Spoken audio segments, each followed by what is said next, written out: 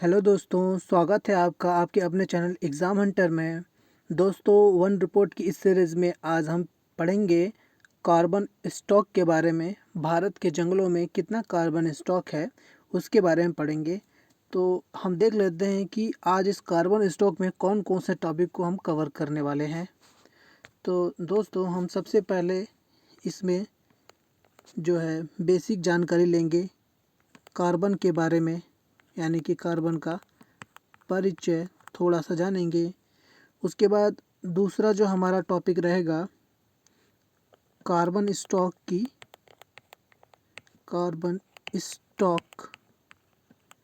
2021। और तीसरा जो हमारा इसमें टॉपिक रहेगा अधिकतम जो है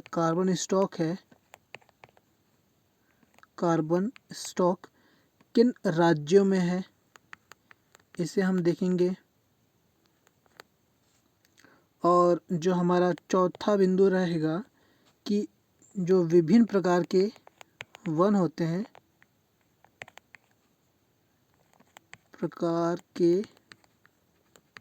वन, इसमें जो कार्बन स्टॉक कितना है उसके बारे में हम जानेंगे। तो हमारा पहला टॉपिक रहेगा परिचय, दूसरा कार्बन स्टॉक 2021, और तीसरा अधिकतम जो कार्बन स्टॉक वाले राज्य हैं, और चौथा विभिन्न प्रकार के राज्यों में विभिन्न प्रकार के वनों में जो कार्बन स्टॉक है।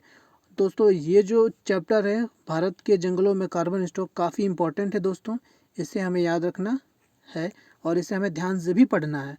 तो आइए दोस्तों, हम पढ़ते हैं अपने कार्बन स्टॉक के बारे में। तो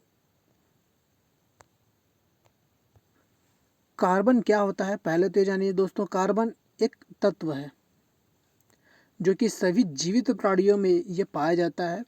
और कार्बन से क्या बनता है, कार्बन से कार्बन डाइऑक्साइड का निर्माण होता है, अर्थात CO2 बनती है। क्योंकि CO2 क्या होता है, यहाँ पे आप देख सकते हैं कि ऑक्सीजन, ये जो रेड कलर का है ये है ऑक्सीजन, और ये रेड कलर का है ऑक्सीजन, और ये जो आपका ब्लैक कलर का दिख रहा है ये कार्बन है, जो कि दो बॉन्ड, ऑक्सीजन के दो बॉन्ड से जुड़ा हुआ है, और कार्बन के और इधर ऑक्सीजन के दो बॉन्ड से जुड़ा हुआ है। मिल करके क्या बनाता है, CO2 बनाता है। और CO2 दोस्तों एक ग्रीन हाउस गैस है। क्या है, ग्रीन हाउस गैस है, जो कि बहुत ही इम्पोर्टेंट गैस है, क्योंकि ये जीवन के लिए एक पर्याप्त गर्मी देती है।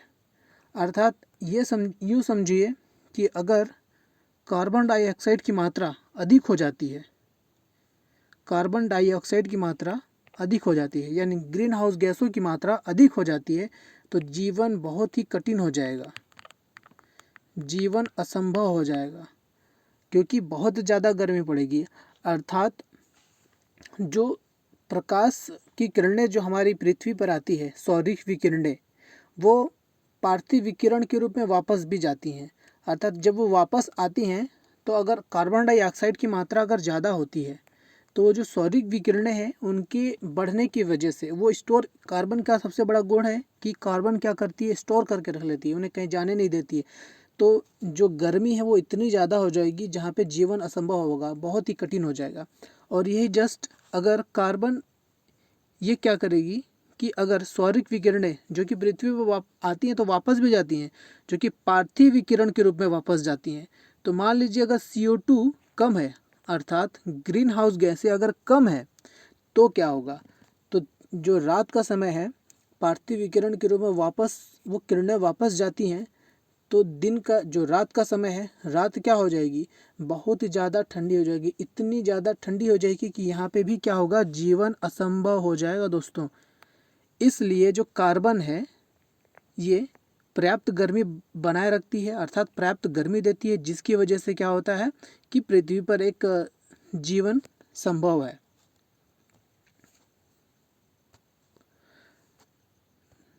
ये कार्बन मैंने बताया दोस्तों, कार्बन डाइऑक्साइड जो होती है क्या होती है, ग्रीन हाउस गैस होती है।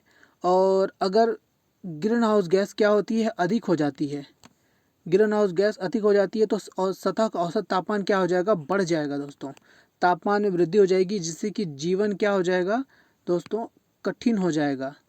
जीवन कठिन हो जाएगा, यानी कि जीवन संभव ही नहीं होगा। दूसरी तरफ अगर यही चीज़ ग्रीन हाउस जो गैसें हैं उनकी मात्रा कम हो जाती है तो जो सतह का तापमान है वो ठंडा हो जाएगा। कैसे, जैसे मैंने अभी बताया दोस्तों कि जो रात के दिन के समय पर जो सूर्य की जो सौरिक विकिरण है पृथ्वी पर आती हैं तो वो रात को वापस पुनः जाती हैं, अर्थात पार्थिव विकिरण के रूप में। तो क्या होता है कि धीरे धीरे पृथ्वी क्या होती है, ठंडी होनी चालू हो जाती है। और अगर ग्रीन हाउस गैसें नहीं हो तो क्या होगा, पृथ्वी का जो तापमान है वो कहीं ना कहीं बहुत ज़्यादा कम हो जाएगा और जहाँ पे जीवन क्या हो जाएगा, कठिन हो जाएगा। और यही विपरीत देखेंगे, अगर दिन के समय होगा तो तापमान क्या होगा, बहुत ज़्यादा बढ़ जाएगा जिसकी वजह से भी जीवन क्या हो जाएगा, कठिन हो जाएगा।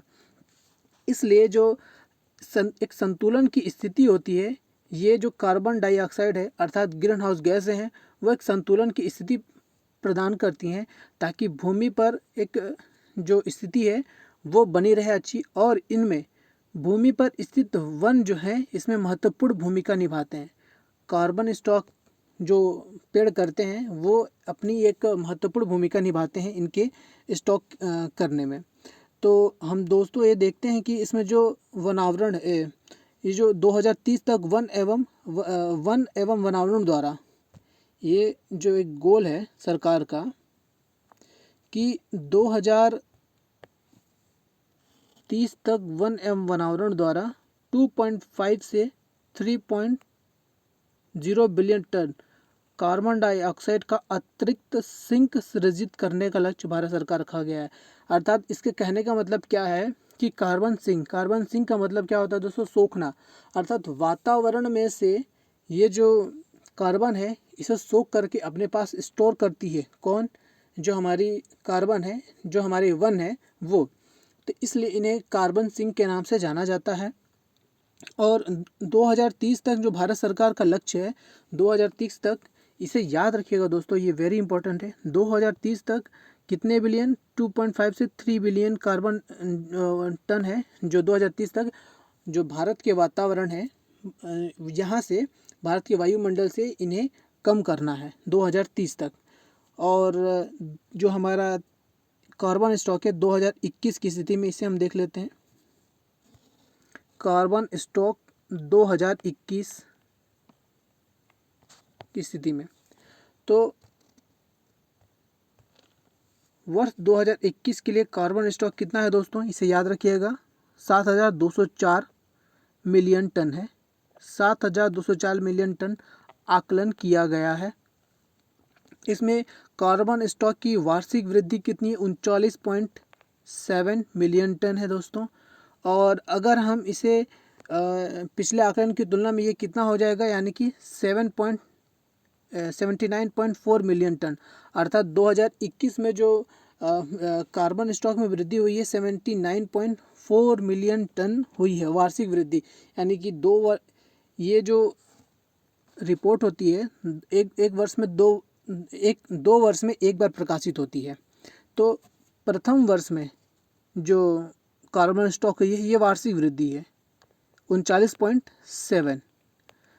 सेकेंड वर्ष में फिर कार्बन में जो वृद्धि है 39.7। अर्थात अगर आप 2 वर्ष में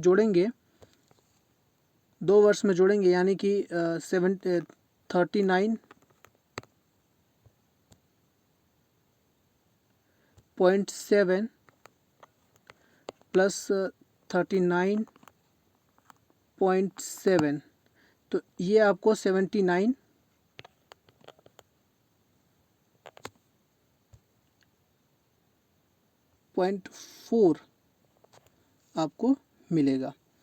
अर्थात ये एक साल में इतना बढ़ा, फिर एक साल में इतना बढ़ा, उसके बाद ये जो औसत वार्षिक वृद्धि हुई है 79.4 हुई है दोस्तों। तो इसे आप याद रखिएगा 79.4 है।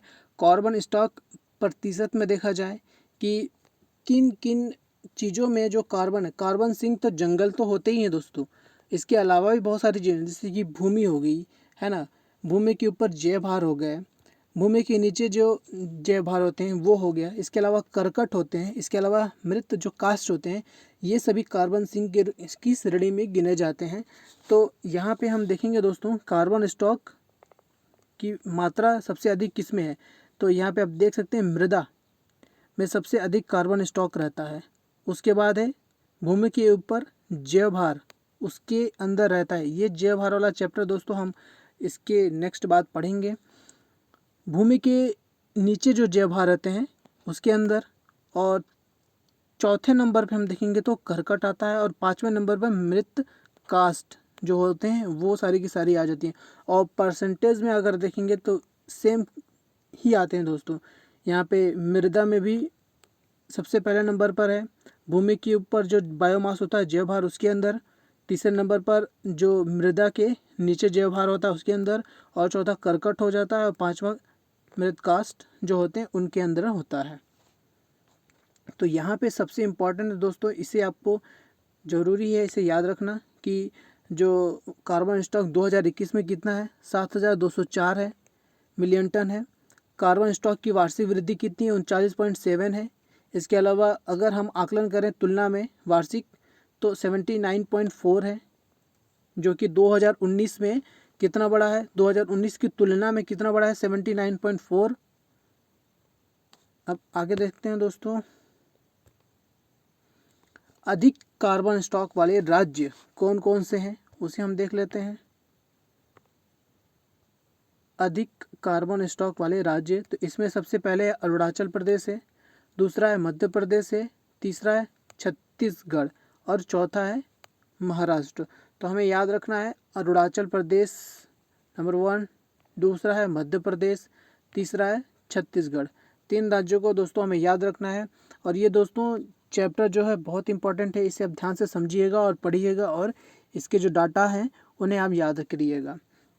यहाँ पे ध्यान देने वाली बात यह है दोस्तों कि प्रति हेक्टेयर में जम्मू कश्मीर में सबसे अधिक कार्बन स्टॉक है। प्रति हेक्टेयर 173.41 मिलियन टन हेक्टेयर है। 41 टन हेक्टेयर है दोस्तों, मिलियन नहीं है। 173.41 टन हेक्टेयर इसका योगदान है, यानी कि अकेला 173.41 टन हेक्टेयर का जो कार्बन स्टॉक है ये जम्मू एंड कश्मीर में होता है। इसे आप याद रखिएगा दोस्तों, ये वेरी इंपॉर्टेंट है। IMP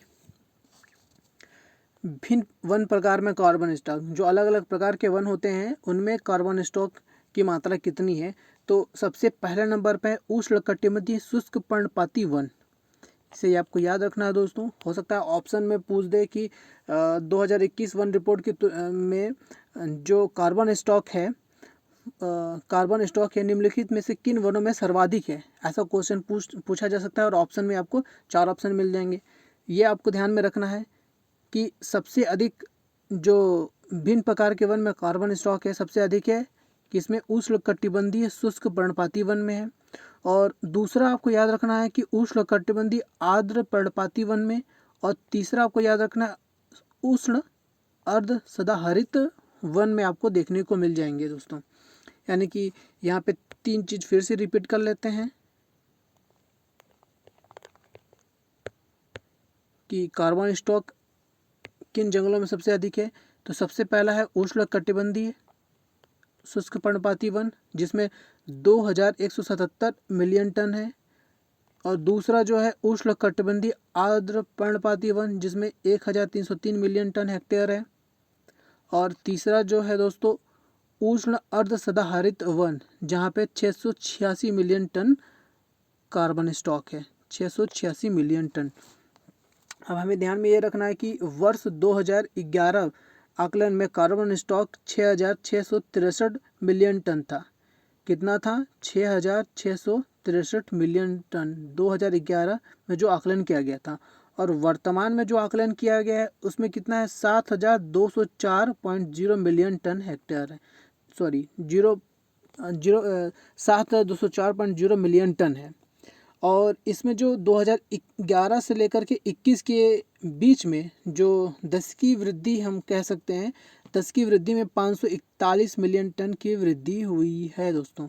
यानी कि हमें ये याद रखना है कि जो वर्ष 2011 में जो आकलन किया गया था कार्बन स्टॉक 6,663 मिलियन टन है, और यहीं जो वर्तमान में जो आकलन किया गया है उसमें कितना आया 7,204। तो ये डाटा को आपको याद रखना है दोस्तों, 7,204 मिलियन टन। क्या याद रखना है दोस्तों आपको यहाँ पे 7,204 million ton hectare 7,204 million ton आपको याद रखना है कार्बन स्टॉक जंगलों में है वर्तमान में। और 2011 से लेकर के 21 10 की वृद्धि जो हुई है कितनी हुई है 541 मिलियन टन की जो 10 की वृद्धि हुई है। इसे आपको याद रखना है दोस्तों। और सर्वाधिक किस प्रकार के वन में याद रखना है, तो मोस्टली आप याद रखिएगा एक उष्णकटिबंधीय शुष्क पर्णपाती वन में। और अधिक कार्बन स्टॉक किस राज्य में अधिक हुआ है, तो सर्वाधिक अरुणाचल प्रदेश आपको याद रखना है दोस्तों। मोस्टली इसे आपको कौन सा याद रखना है, अरुणाचल प्रदेश में आपको याद रखना है दोस्तों। और यही चीज़ अगर प्रति हेक्टेयर में पूछ लिया जाए तो जम्मू एंड कश्मीर को आपको याद रखना है दोस्तों, जिसमें 173.41 टन है।